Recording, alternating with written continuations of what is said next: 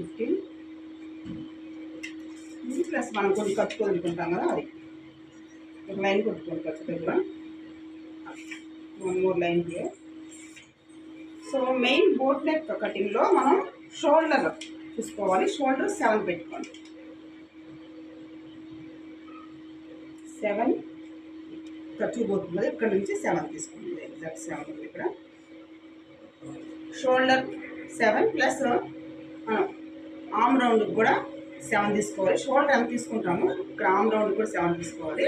ఇది కూడా ఒక లైన్ డ్రా చేయండి. ఇది లూజ్కి అనమాట. ఇప్పుడు లూజ్ తీసుకున్నాము. ఈ యాక్చువల్ లూజ్ వచ్చేసి మనకి ఇక్కడ 9.5 వస్తుంది. 38 అనమాట. ఇది బ్లౌజ్ లూజు, ఇక్కడ 9.5. 4 తీసుకోండి.